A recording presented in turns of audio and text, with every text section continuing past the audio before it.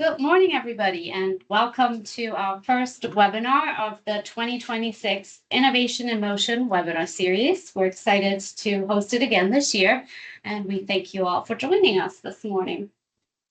Today's webinar is going to focus on using strategic planning to drive collective goals by defining mission, vision, values, and/or long-term goals that will support your organization with its advancement. My name is Anya Walker with PennDOT's Bureau of Strategic Business Operations, and I'm going to be your moderator for today's session. Before we get started, I wanted to review a few important housekeeping items. As you may have noticed, all attendees are muted during this webinar session. If you need closed captioning, please click on More toward the top of your screen and choose Language and Speech to select Show Live Captions. A question and answer period will follow today's presentation. And if you have any question during today's session, please use the chat feature, which is toward the top of your screen, to post your questions there. We're excited to be able to award one professional development hour for attending today's webinar. And if you would like to receive a PDH credit, we ask that you please click on the link in the chat box to complete the survey and submit your information. We'll post the link to the PDH credit survey a couple times throughout this webinar, so keep an eye out in the chat. Before we begin, please be advised that the session is being recorded, and if you ask a question or a comment in the chat box during the session, please note that by doing so, you are consenting to the recording, retention, and use of your statements recorded as part of this session. All right. I'd like to kick things off today with introducing our speakers. I'm excited to welcome Amanda Frank, Chief of the Strategic Analysis and Improvement Section in the Bureau of Strategic Business Operations, and Rob Medley, Administrative Officer 5 in the Deputy Secretary for Administration's Office. The two of them will share some core concepts, key tools, and tips and tricks to complete a strategic plan that will help propel your organization forward. Welcome, Amanda and Rob. Thanks for being with us today. And let's get started.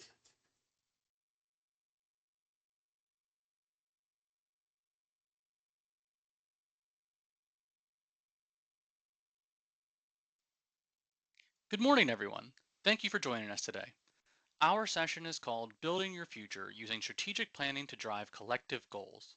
When we talk about strategic planning, we're not just talking about creating a document. We're talking about shaping the future of our organization together with clarity and purpose. I'm Robert Medley, and I serve as an Administrative Officer 5 in the Deputy Secretary for Administration's Office. And I'll start by laying the foundation, what strategic planning is, why it matters, and how it works. Later, Amanda Frank, the Strategic Analysis and Improvements Chief in the Bureau of Strategic Business Operations, will take us deeper into the tools and techniques that make this process powerful. Let's start with a quick roadmap of what we'll cover. This slide gives us the big picture. We'll begin with the fundamentals of what strategic planning is and why it matters. Then we'll look at tools that support successful planning, steps for building a strategic plan, the importance of mission, vision, and values. We'll also talk about SMART goals, plans of action, and resources. And finally, how to get started. By the end, you'll have a clear understanding of how strategic planning can transform ideas into action. Before we dive into the details, let's answer the big question. What is strategic planning? Let me ask you a question. Have you ever been on a road trip without a map or GPS? You might eventually get somewhere, but probably not where you intended. That's what operating without a strategic plan feels like. Think of strategic planning as a GPS for your organization. Without it, we're just guessing. It's about examining where we are today, defining where we want to go, and mapping out how to get there. Strategic planning is deliberate, structured, and ongoing. We set long and short-term goals, take action, and assess progress so we can adjust when needed. Now that we know what strategic planning is, let's talk about what it can do for us. Strategic planning gives us a framework for prioritization and alignment, helping us focus on what matters most. It ensures our goals are realistic by examining resources. It improves performance, turns ideas into clear direction and action, creates alignment across teams and leadership, and most importantly, it sparks conversations about what really matters. Strategic planning matters because it gives us clarity. It tells us where we're going and why. It helps us measure progress, improve experiences for those we serve, and build confidence in leadership decisions. Without it, we're left to wing it, and that creates gaps, miscommunication, and missed opportunities. With it, we bridge those gaps, strengthen communication, and develop a workforce that's prepared for the future. So if you've ever wondered why planning matters, here's the answer. It's the difference between drifting and driving with purpose. Now that we know why it matters, let's talk about when to use it. Here's something to think about. When do we need strategic planning the most? Is it when everything is calm and predictable? Probably not. Strategic planning becomes critical during periods of change or growth when the ground beneath us is shifting. It's essential when new mandates come down or when priorities feel unclear and teams are asking what's next. Think of it like this. If you're sailing and the weather changes, you don't just keep going blindly. You adjust your course. Strategic planning is that adjustment. It gives us clarity when uncertainty is high. So when you feel the organization is at a crossroads, that's your signal. It's time to plan strategically. Now that we know when to use it, let's talk about different approaches and why there's no one size fits all. When it comes to strategic planning, here's the truth. There is no single right approach. Why? Because every organization faces different challenges, cultures, and priorities. Some organizations thrive with a top down approach where leadership sets the direction and teams execute. Others prefer a bottom up approach where ideas and insights come from the people closest to the work. Then there's the hybrid model, blending both perspectives for balance. And finally, a data driven approach where decisions are guided by metrics and analytics. The key takeaway is choose the method that best fits your organization's reality, not just what looks good on paper. Now that we've talked about approaches, let's look at steps that make strategic planning work. In the strategic planning world, there are four main steps. They are simple but powerful. First, understand the current state. Before we plan, we need to know where to stand, what's working, what's not, and where are the gaps. Second, propose a future state. This is where vision comes in. What does success look like? What's the destination we're aiming for? Third, make and follow a plan. This is where strategy becomes action. We turn ideas into smart goals, assign accountability, and align resources. And finally, measure progress and make adjustments. Because planning isn't static, it's dynamic. Conditions change, priorities shift, and we need to adapt. Think of these steps as a cycle, not as a checklist. We revisit them, refine them, and keep moving forward. Now let's dive deeper into the first step, understanding the current state. To understand the current state, pause and ask, what work are we actually doing versus what do we think we're doing? Where do we consistently lose time, clarity, or momentum? What decisions feel reactive instead of planned? What constraints are real versus assumed? Use these questions with your teammates before jumping to solutions. You can also review existing process maps, talk about tasks that feel repetitive or unclear, and identify constraints that may keep you from making changes to improve parts of the process. After defining the current state, it's time to propose a future state. Do this by talking together as a group to establish a vision for a shared future. Ask each person to describe what success looks like for them. Verify that the proposed future works for everyone and give employees opportunities to voice concerns. When defining your future state, consider if this plan worked, what would look different a year from now? What would success look like to leadership, to staff, or to partners? And what is one outcome that matters most? It is important to remember to make and follow a plan. To do this, you're going to want to identify 2 or 3 priorities that will move your organization forward. Then take each priority and turn it into a SMART goal. If you're not familiar with SMART goals, don't worry, we'll talk about them more in a little bit. Before you finish creating goals, determine who is going to be responsible for realizing each goal. Set deadlines and review assignments frequently, and understand that sometimes to move a goal forward, work needs to temporarily stop or slow as the new approach is implemented. This is completely normal. To ensure your strategic plan stays on track, it is important to keep a few things in mind. Make sure to put some time into figuring out your metrics up front when you create your goals. They should be simple, and you will want to be able to track them realistically. Decide how often progress should be reviewed. Create a schedule for monitoring goal progress and follow it. Don't be afraid to adjust your goals when things change. It could be something as simple as a software update that creates more measurement opportunities, or something complex as a change in leadership priorities. And data should inform and guide your decisions going forward, but it should not be the sole consideration. One of the most powerful tools in strategic planning is the SWOT analysis: strengths, weaknesses, opportunities, and challenges. Why is it so valuable? Because it moves discussions from opinions to shared understanding. Instead of debating what we think is true, we organize ideas into clear categories. A SWOT gives us a structured way to assess both internal and external factors, and it helps us identify which topics are a good match for strategic planning and goal setting. When we conduct a SWOT analysis, we turn discussion into insight and insight into direction. Think of it as a reality check. What are we great at? Where do we struggle? What opportunities can we seize? And what challenges could slow us down? Answering these questions to the team creates alignment and clarity. When we break down SWOT, here's what it looks like. Strengths: things we do well and can control. Weaknesses: internal areas that need improvement. Opportunities: external factors that can increase effectiveness. And challenges: external forces that may slow progress or cause harm. This breakdown helps us move from vague ideas into actionable insights. It's not just about listing items, it's about understanding what we can leverage and what we need to address. Now, let's talk about how to use SWOT to guide goals. Understanding how to best leverage items identified in a SWOT can guide your strategic planning. After conducting a SWOT analysis, many organizations create goals that focus on overcoming some identified weaknesses and leveraging opportunities to their benefit. Building on strengths and mitigating challenges can be worthwhile to your organization, and they shouldn't be overlooked, but addressing weaknesses and opportunities can often yield the most impressive results. So when you look at a SWOT, ask, which weakness can we turn into strengths? Which opportunities can we seize right now?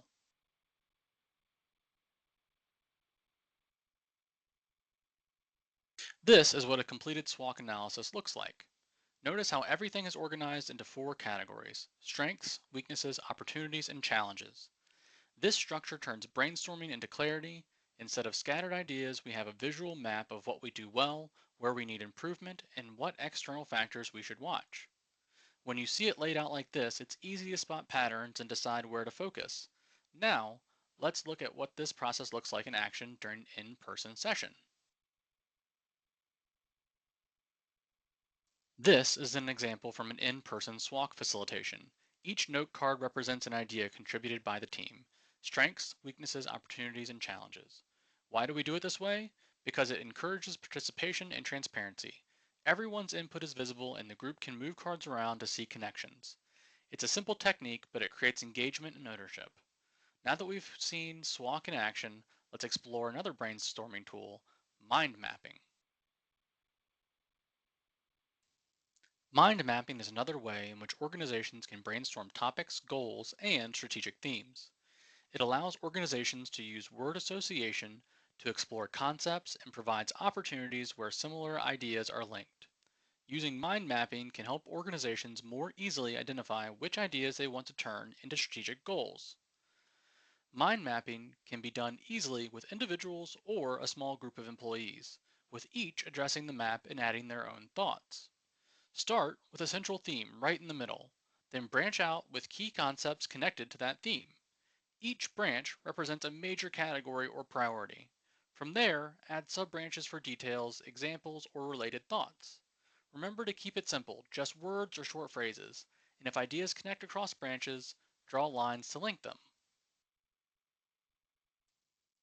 Here is what a mind map looks like in practice. Notice how the central theme sits right in the middle, and the ideas branch outward into related concepts. This visual approach makes connections clear. It shows patterns and highlights which ideas have the most substance. Now that we've seen how mind mapping works, let's look at another tool for digging deeper into specific problems: the fishbone diagram. While mind maps and fishbone diagrams have similar appearances, they are used for two different purposes in strategic planning. Much like mind mapping, a fishbone diagram allows organizations to see branches where concepts are supported. Unlike mind mapping, fishbone diagrams are often used when a specific problem or issue has already been identified. Remember, SWOT analyses and mind maps are used to produce ideas for strategic planning. A fishbone diagram can be beneficial to use when a strategic planning topic has already been selected and the group wants to dedicate time to planning how to overcome or leverage the topic. A classic fishbone diagram has 6 spines representing materials, measurement, machine, method, environment, and people. Fishbone diagrams are a fantastic tool for digging deeper into a specific problem, and here is how to build one. Start with the problem statement, the issue you want to solve, at the head of the fish. Then draw the main spine and add 6 major branches. These represent the aforementioned common categories. Next, brainstorm contributing factors under each category. For example, under people, you might list training gaps or staffing shortages. Under method, you might note unclear processes. As you add details, the diagram grows, showing how different factors connect to the problem. The best way to do this? Collaboratively. Build the diagram with your team so ideas flow and concerns are addressed in real time. This process helps you see where to focus resources. Now, let's look at a real-world example of a fishbone diagram in action. Here's a real-world example of a fishbone diagram created in Microsoft Visio. This team used it to tackle a very specific challenge, speeding up application processing. Notice how the diagram breaks the problem into categories and then drills down into contributing factors under each. This visual approach makes it clear where bottlenecks exist and where resources should be focused. What's powerful about this? It turns complexity into clarity. Instead of guessing where the problem lies, the team can see the root causes and prioritize solutions. Because it's collaborative, everyone has a voice in shaping the strategy. With that, we've explored the fundamentals and tools of strategic planning. Now, I'm excited to hand things over to Amanda Frank, who will show us how to put these tools into action. Good morning. Thank you so much, Rob, for your work on talking about strategic planning and what that means. I'm Amanda Frank. I'm the Strategic Analysis and Improvement Chief here in the Bureau of Strategic Business Operations. And I'm going to talk to you about how to actually build out your strategic plan now. So a strategic plan is a roadmap guiding an organization towards its long-term goals. When we think about long-term goals for strategic planning, we tend to think in about 3 to 5 year increments. Some places may like to do a longer strategic plan, some may like to do shorter. Here at PennDOT, that's what we're looking at, depending on where we're at in our current administration and our current goals. When we build a strategic plan, we're talking about defining its mission, vision, values, and the specific actions and resources that are needed to achieve them. We want to ensure that everybody in the organization is aligned and focused on priorities. That way, we're all moving in the same direction. A strategic plan is a comprehensive document that translates high-level vision into actionable steps, identifying key objectives, key performance indicators, and the responsibilities for getting it done.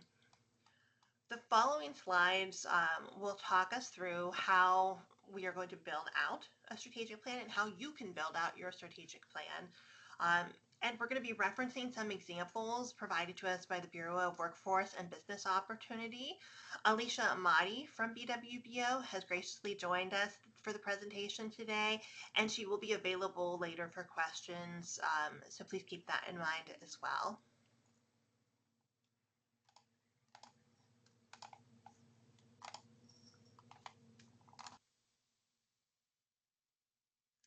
So again, Rob talked about strategic planning, and now I'm talking about a strategic plan. What are the differences between those two things? Well, strategic planning is the activity of understanding and setting your goals. It's the action or the verb associated with this process. A strategic plan, on the other hand, is kind of like a metaphorical roadmap that discusses your organization's goals and how they will be achieved. So this is the noun.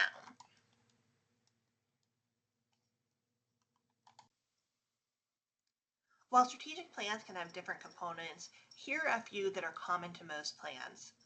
In addition to the ones that you see on the screen, some organizations might choose to include an executive summary or a high-level summary at the beginning just to capture all of the items within the plan and quickly and effectively communicate the entire plan to someone at a high level or quick glance. Uh, the executive summary can condense the strategic plan into 1 or 2 pages that provide easily accessible information about the plan itself, and it's usually in a pretty digestible, plain language type of format, so that anyone who picks it up can understand what the plan is about. On the screen, I am showing the department strategic plan, and it's our strategic plan overview sheet. There's actually a more detailed strategic plan in its entirety. So here's an example of an executive summary in a way, but this is out there for anyone to be able to find on our website. You can see how on this sheet they've listed out the mission and vision, and then we proceed directly to the strategic themes and values. In the full plan, each of the strategic themes and values is broken down, providing more details. You'll notice that strategic themes and values are combined in the PennDOT plan. That's something that we see in some plans, but not others, and this is entirely a style choice for you. Here it made sense for us to combine them because we wanted to really be able to communicate what is important to PennDOT as we're talking about how we're moving forward. So our values and our strategic themes were married and very closely aligned.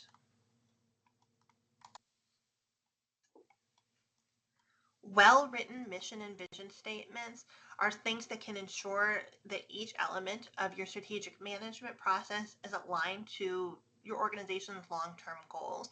It's important to take time and talk about building these out as a group. Managers often can use clear and concise mission vision statements to communicate their aspirations to their stakeholders.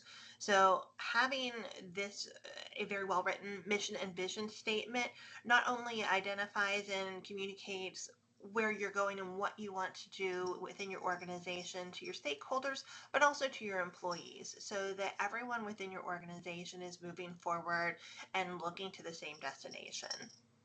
Mission and vision statements should be brief and easily identifiable. They should also be something that your employees or the public can remember. You want this to be something that is not so complicated that someone has to take time to memorize. It needs to be relatable and needs to be something that an employee can rattle off the top of their head for it to be an effective mission or vision statement. On the screen, I've listed our PennDOT mission and the vision statements as well, just as examples.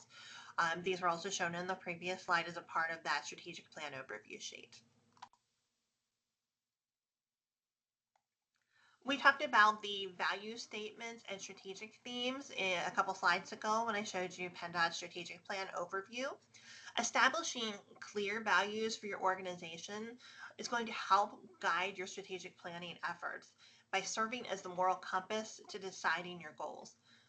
Value statements can define an organization's core beliefs and your ethical guidelines, so they can be used to help guide decisions and shape the culture and cue employees on how they can perform their work ethically and effectively. In some cases, organizations like PennDOT develop strategic themes in lieu of or combined with the values, and I mentioned this a few slides ago. Strategic themes serve as very broad cross-functional objectives that will define what to focus on to succeed in the organization. Both value statements and strategic themes can guide strategic planning. Developing one or both for your organization will ensure that your strategic goals are aligned with the core organizational purpose. Here's a screenshot of PennDOT strategic themes and values, which we have combined together for that maximum impact. I know this looks a little different than what I showed you a few screens ago. I actually took this from the strategic plan document. You can see that there is a little more information provided under each one. We also chose some icons to be able to create a visual reference for each of these items for people to even more easily understand what we're talking about. I thought it would be helpful for you to see this layout, just to understand there are different ways and there's no one right or wrong way to lay out your strategic plan or the pieces within it. It needs to be appropriate for your organization. One of the most important parts of your strategic plan are your goal statements and putting the time into developing each goal that you're going to use to propel your organization forward. One way to do that is by using SMART goals. A SMART goal, the SMART in SMART goal is an acronym that describes how the goal should be developed. S stands for specific. You want to clearly define what you want to accomplish, who's involved, and the steps needed. M stands for measurable. Establish criteria to track progress and know when the goal is met. This is where you can plug in your numbers, your quantities, or in some cases it could be something very binary, which is yes, has this been established, or no, it hasn't. That may also be how you measure your goal. A, it can be used for achievable or attainable. I've seen it used both ways. So ensure that the goal is realistic as possible and within reach of the available skills and resources of your work area. It shouldn't be overly ambitious to the point that it discourages people from acting on the goal or trying to accomplish it. The R I've also seen spelled out different ways. R can stand for relevant, results-oriented, or realistic. We're using relevant. So we want to confirm that the goal aligns with your organization's values, your broader objectives, and the long-term vision. Finally, T stands for time-bound or time-based. We're setting clear deadlines and timeframes as we're building out our goals so that we have an expectation of when each goal can be completed. SMART goals can be a really effective way to build out your goals within the strategic plan because they are so effective at transforming your vague ambitions into clear and actionable plans. They can help boost motivation, improve focus, and help you become more successful in achieving the goals just by adding the elements of the SMART goal to each goal. This will help you provide a roadmap to actually achieving the goals as well. It'll enable your progress tracking and create accountability for all of your desired outcomes. This framework removes any of the guesswork for allocating resources, and it also ensures that efforts lead to tangible results, making complex goals much more manageable. I'd like to give you an everyday example to help make the connection of how a SMART goal can be effective. This example is not my personal goal. I'd like to throw that out there right now, but it's one that I think many of us can relate to, especially as we're in February now, right after we have set our New Year's resolutions and gone through January, either meeting or not meeting some of those resolutions. So our SMART goal example focuses on the notion of I want to get fit. So at the beginning of January, I decide I want to get fit. Well, that's a great goal, but it's not necessarily a SMART goal. So taking that to try to put it into SMART goal terms, I could instead say something like, I will run a 5K race, which is my specific part, by completing 3 30-minute runs, very measurable, each week, achievable, to improve my cardiovascular health. That's why it's relevant to me within the next 3 months. That's the time-bound piece. So I combine all of the pieces of SMART goal to add extra detail to my goal to make it much more achievable. Now I can decide if I want to get fit by running a 5K race or if that's something that I think maybe isn't for me. I may want to refine this into something else, or I may want to choose a different goal that's more achievable for me in the year. So that's just one example of how we can transition a regular goal into a SMART goal.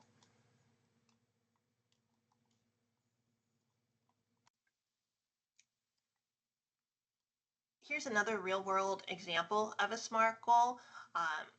This is actually the SMART goal that my section built out, and it's for the webinar that we are doing right now. So we're highlighting the strategic planning methodology, tools, best practices, and benefits as the specific part of our SMART goal for conducting today's webinar. Measurable, conducting it. This is something that I referenced before as being binary. The measure in this case is, has the webinar been conducted? And it's just a yes or no answer. A measurement does not always have to mean a numeric value. And that's something that many organizations get hung up on, especially if they are not in a data-driven field, if they're in a much more qualitative type of field. So that's something to consider when you're building your goals, that having something is like, has this been accomplished, is a very appropriate way to measure your SMART goal. Our achievable part of this goal is this something that can be accomplished. I evaluated our resources and decided that it could. So this is not specifically written within our goal, but it was considered as we built out the goal that it's something that could be done as I am speaking to you right now. Relevant. Strategic planning is something that can benefit all of PennDOT organizations as well as our external partners. So being able to share this message is something that is very relevant to PennDOT and to our organization as we build out our business of sharing what we can do to support strategic planning as well. So it's relevant in multiple ways. Time bound. The date for the webinar was established when the goal was created, so the timeliness was built right into the goal with the February 10th, 2026. I talked on the last slide about how a measurable part of the SMART goal could be binary. It's something that, has this happened, yes or no, and that's our measure. Another way to measure is by using key performance indicators. And it's just one of the other ways you can measure success of your SMART goals. So key performance indicator is a quantifiable measure used to evaluate the success of an effort, initiative, organization, employee, etc. KPIs can serve as the benchmarks to show progress and also encourage decision making based on data. Measuring KPIs can help an organization gain support for planned or in progress goals. KPIs matter to you because they spotlight the metrics that truly move the needle, directing attention towards impactful initiatives. They enable leaders to make smart decisions based on clear, relevant metrics rather than relying on just gut feelings. KPIs are important to your strategic planning efforts because using the right KPI ensures that the daily tasks that you do connect meaningfully to your organization's goals. So we're always making sure that we are keeping the goals we establish in our minds for the work we do for our organization.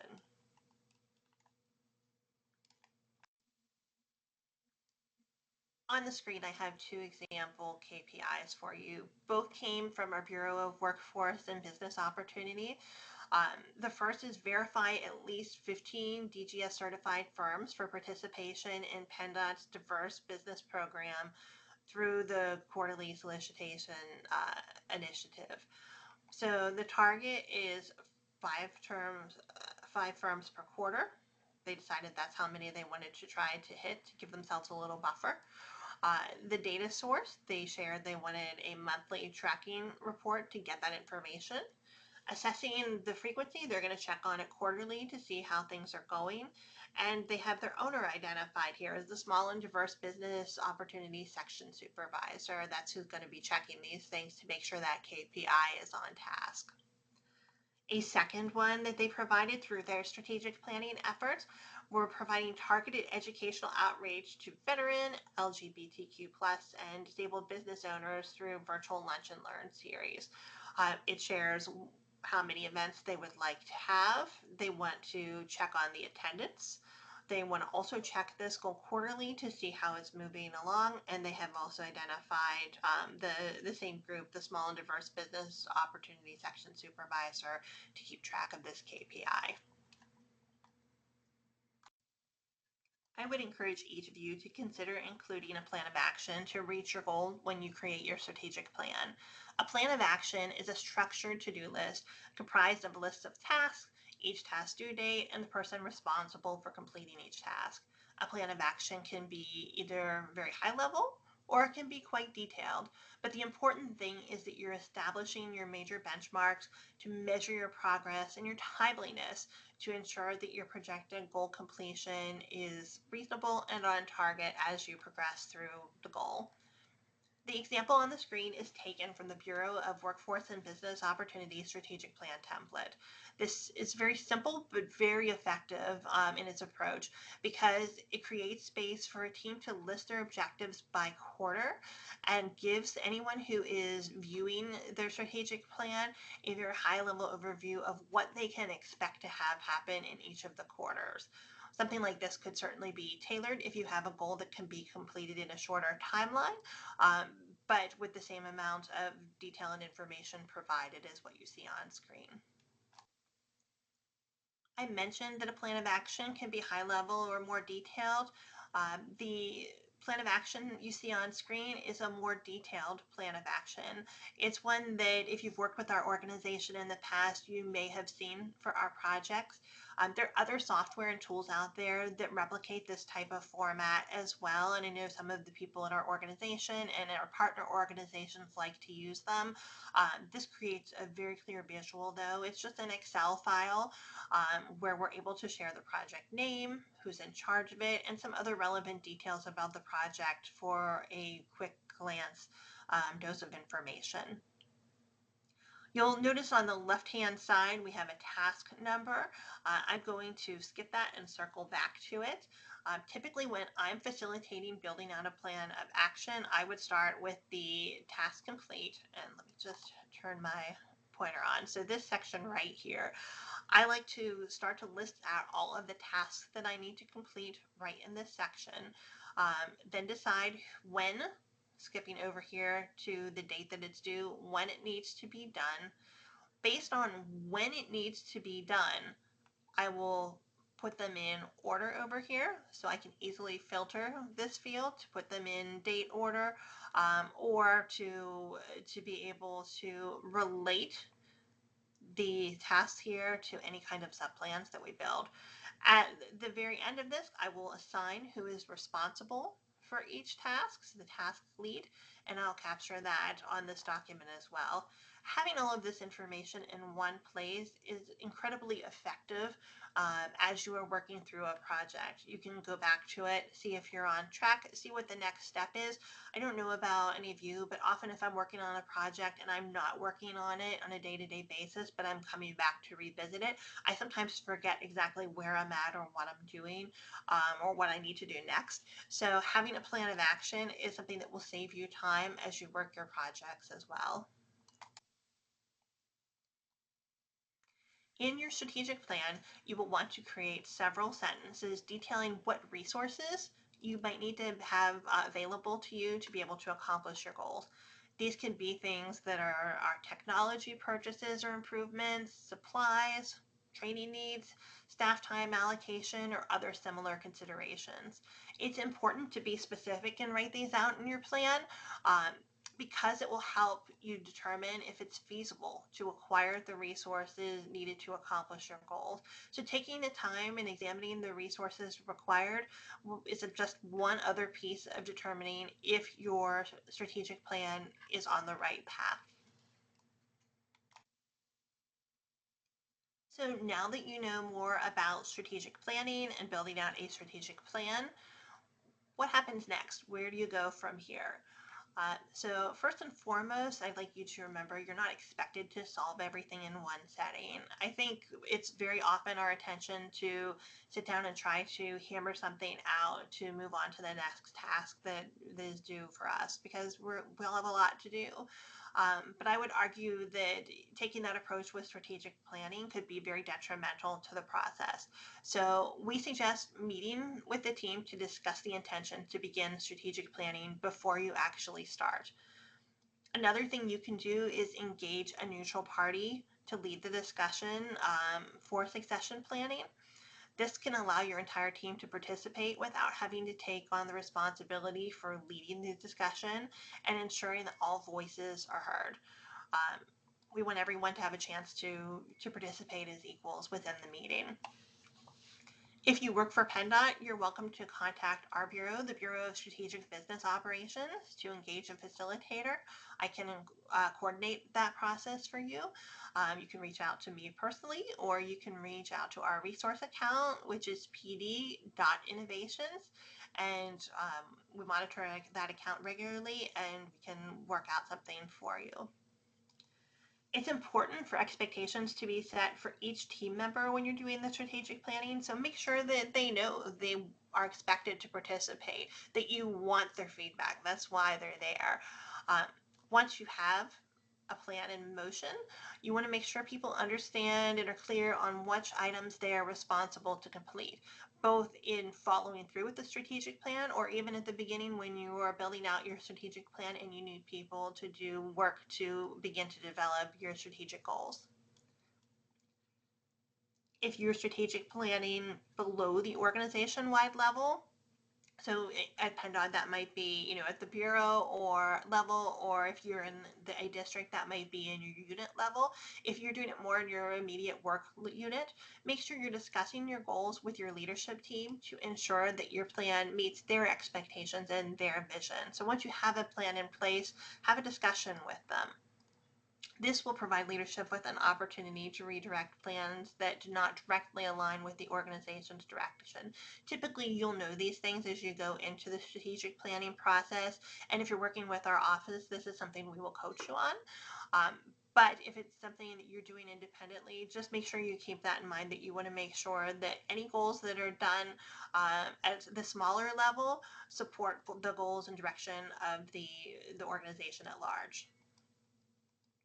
We suggest scheduling time to monitor the progress of your strategic plan goals. So if you have a goal that is set out 6 months from now, I would set the meetings to check in on those goals now at the beginning of your strategic plan so that you have those check-ins on the calendars before everything gets really crazy and a lot of meetings stack up. At the very least, we suggest meeting once a quarter to review any goals that are set to be accomplished throughout the year. Don't be afraid to change your goals along the way or adjust your plan of action tasks. What makes sense for your organization in February may no longer make sense when you get to August. It's okay to pivot along the way.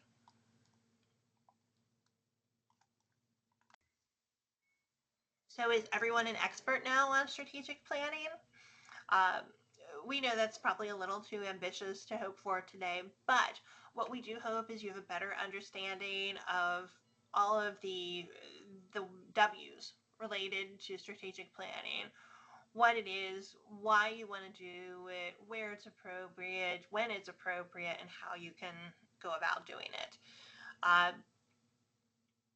We talked about some of the tools that you can use, in particular to brainstorm as you're beginning your strategic planning process, and also to help develop some of your goals for your strategic plan. We talked through building a strategic plan and some of the components that go into that. For example, we talked about the mission, vision, values, and strategic theme statements, what those look like. We talked about building out SMART goals, using plans of action and other resources to support it. And then finally, what you need to keep in mind when you get started. And that's strategic planning. Thank you all so much for being here today, for your attention during our presentation. Once again, I'm Amanda Frank in our Bureau of Strategic Business Operations, and I'm here with Rob Medley from our Deputy Secretary's office. If you have any questions, please reach out to us directly. And I believe there also will be some time for questions now.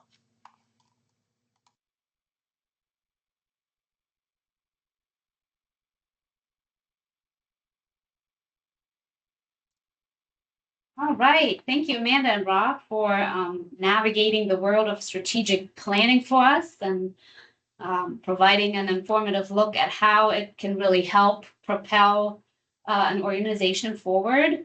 I'm also excited to welcome Alicia Amati to our question and answer period now. She works in the Bureau of Workforce and Business Opportunity and has recently undergone strategic planning for the Bureau there. So now we would love to hear from all of you in our audience. So if you have any questions for our presenters today, please use the chat box to post them, and I will turn it over to Alicia Keller from the Bureau of Strategic Business Operations to moderate the Q&A. But while we're waiting for some questions to come in, just wanted to direct your attention to the chat box again. Alicia did post the link to the PDH credit survey in there, so if you scroll up a little bit, you will find it there. And with that, now back to the questions. Alicia, do we have any questions yet? Yes. One question here. How has conducting strategic planning positively affected the Bureau of Workforce and Business Operations?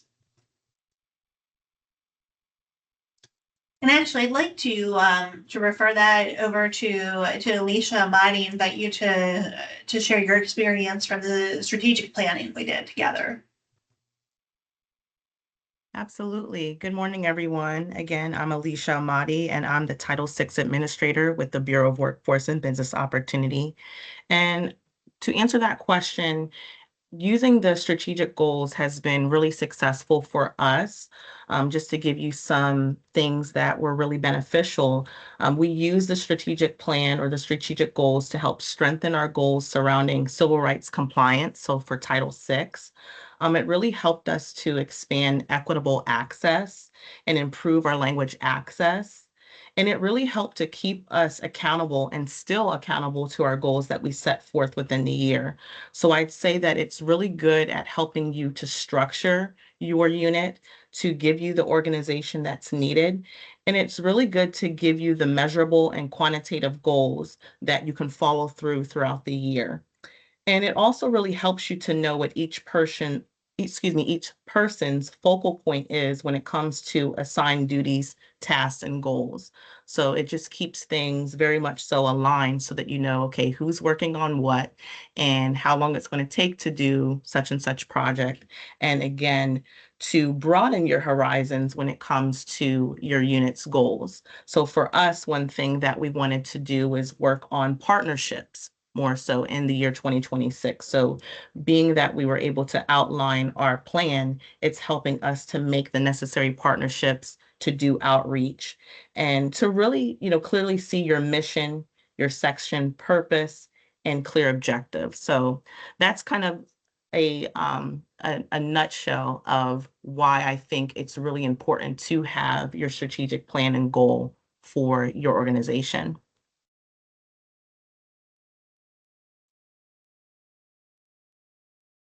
All right. I do have another question here. How can tools like SWOT analysis or mind mapping change the way your team approaches problem solving? I think Amanda can answer to this. Absolutely. I think as busy professionals, we always want to jump to an answer right away. And often that's how we're conducting our day-to-day lives. That's how we're doing things here in the office, in our home lives, wherever.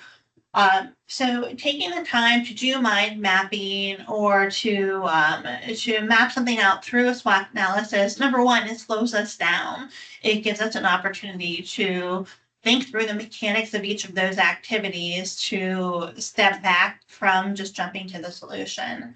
In addition to that, it also gives us an opportunity to pull in our coworkers or other subject matter experts in the field for people to give their input as well, giving the entire group a chance to come to the solution that's best for everyone involved. So there might be something that the person in the next group overthinks of that I never would have thought of, or vice versa. And we're able to use our collective experience that way to come up with the best possible outcome and to strengthen our goals which in turn should strengthen our service to the organization and to Pennsylvania. All right, thank you, Amanda. Got one other question here. What challenges have you faced when trying to align team goals with organizational priorities? Alicia, can you, are you able to remark on this one? Yeah, I think that's a good question. I know for us, specifically with the Bureau of Workforce and Business Opportunity, one challenge was we were actually split into two bureaus. So I think the challenge was trying to transition into one unit again and really just centering our focus into, okay, what do we focus on so that we're not overlapping with other goals? So that we're not duplicating work, because sometimes that can be a challenge and you don't want to duplicate work. So to give an example for that, when it came to public outreach, we found that one of our partners is already doing that and already had kind of a meeting or a community of practice that was established. So we thought that initially we had to do another community of practice. And by doing the strategic goals and outlining the areas of strengths and the things that we are doing, we realize, okay, we don't have to do that, but we can attend those meetings, gather the information, gather the data that is needed to help strengthen Title VI and to be a good partner to them. So I think, it's, getting the understanding of the ins and outs of maybe another unit, understanding the duties that are assigned, and then kind of learning how to work together and how to best support one another is what I found with that. Thank you, Alicia. Appreciate that. Absolutely. We've got a question here from Thomas Goodman.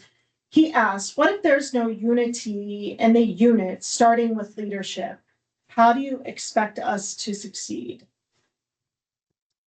Amanda? Yeah, I'll go ahead and take that one.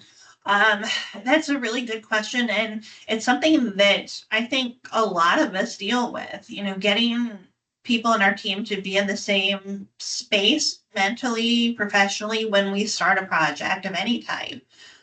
There may be some difficult conversations that need to happen up front, or there may be team buildings that need to happen. But it's possible that starting with strategic planning may not be the best place to start. Alternatively, you could take the approach of trying to work to build up, in particular, if the challenge is, convincing your leadership that your goals are worth pursuing. It may be spending time with your coworkers, as allowed, of course, by the organization, but putting some of those SMART components in with your goals, because often having a measure is something that will convince your leadership. So instead of just saying, we would like to do X, Y, or Z, having some of the specific, measurable, achievable, time-bound, and realistic components of that goal may be what convinces leadership. Thank you, Amanda. I've got one more question here. Why do you think strategic planning is often described as a roadmap for organizations? I'll take that too. It's such an easy metaphor to be able to use. So many of us, we all travel to work in one way or another, even, telework, we have to go out and get our groceries, or we have to be out in the world. Many of us like and enjoy planning trips. So it's a very relatable metaphor to start out with. Much like strategic planning, when you're planning a trip, you have an objective, whether that's a place or a point in time. They're direct comparisons. You have to chart out how you're going to get there if you're going to stop somewhere. Yes, we could get in the car and drive, but without knowing the destination, we're not going to arrive in a place that might be what we ultimately want. And that really translates right back into strategic planning. If you just go about doing your day-to-day activities, You may be producing work, but is that work for the good of the organization, for the good of the customers that we serve? Thank you, Amanda. Doesn't appear that we have any more questions at this time. All righty. Well, I appreciate everybody joining us today. Thank you to all of our audience members for your great questions and for joining us this morning. Thank you to Amanda, Rob, and Alicia for doing the presentation. Take another look at the chat, please. We're going to post 2 surveys in there, one for the PDH credits again, and then one for the feedback survey. We value your feedback. That helps us plan future webinars. And then if there are still any questions that are left unanswered, please feel free to send them directly to our Bureau. It's dotinnovations@pa.gov. I think I have it on the slide here in a moment. There we go. And as a friendly reminder before we tune off for today, our next webinar is coming up on Tuesday, April 14th, and we'll focus on innovative solutions for a safer tomorrow, the impact of transformational technologies in transportation. So again, thank you to our presenters, thank you to our audience, and have a great rest of your day.